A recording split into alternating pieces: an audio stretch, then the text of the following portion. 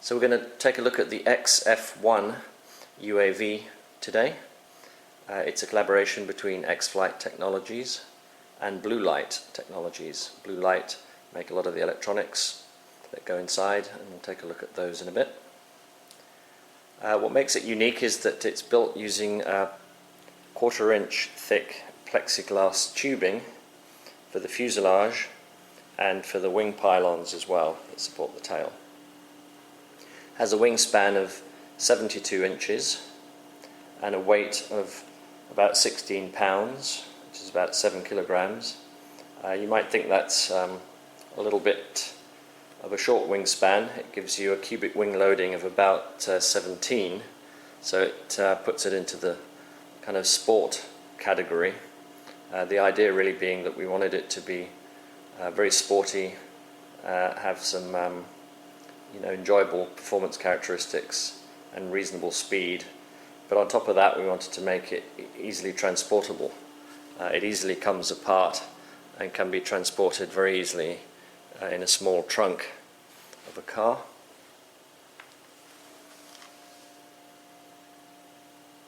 You can see the wing pylons there that support the tail. They each have a servo inside for the dual rudders. And the prop is a 16 by 8 prop. It has a Spektrum receiver and telemetry unit inside, and you can see the pitot tube here that provides speed readings back to the receiver. Also it's wired up to provide voltage readings and heat output from the ESC, just to keep an eye on the heat. Has a Rimfire 1.2 motor, which should provide enough power for it to have a thrust to weight ratio of over 1, about 1.1.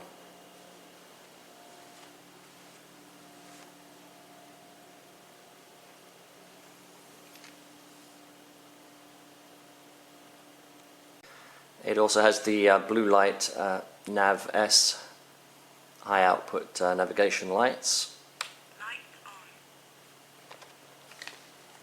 See here it has a solid navigation light with the flashing light at the back,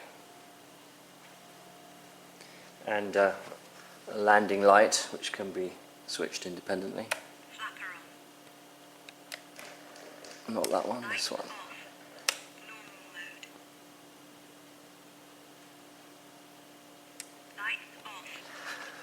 And as you just saw, it's also equipped with flaperons.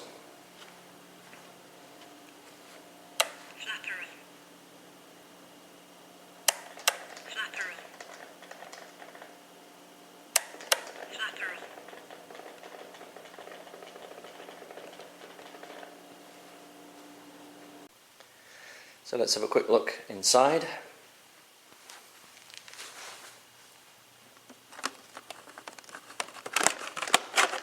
It's a little crowded here in this prototype, but you can see here I have the Spektrum receiver and telemetry unit. As I've mentioned, that provides the speed feedback, battery voltage, and also the temperature for the for the ESC, a HURC 100 ESC. Also have here the Bluelight BL-3GRC Iceman Gyro, an advanced gyro for dynamic stability. Be useful for its maiden flight, obviously, and windy conditions. Also have the Bluelight SW70 switch, which allows the ESC to be switched on and off. It basically connects the batteries via a low current switch from the outside.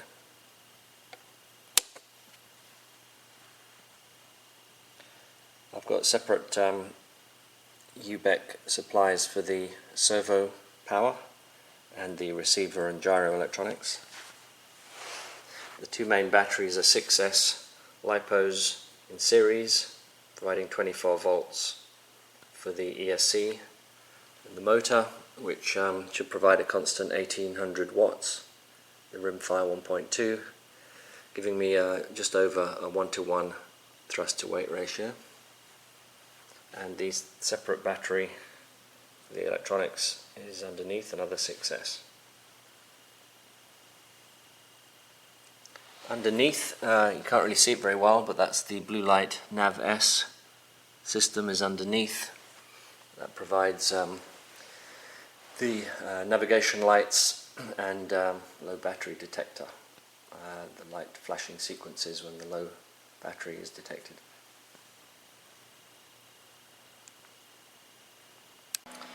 Also, if you go to the X-Flight Tech website, you'll see a free download of the XF1 for the Reflex flight sim.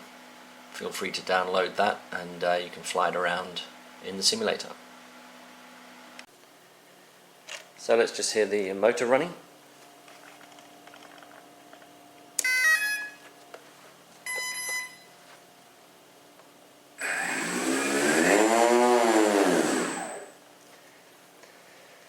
So it's, as I said, let's go see it flying, hopefully flying on its maiden flight, and if it all checks out and there's enough interest, I may provide a kit of parts so that other people can build it too.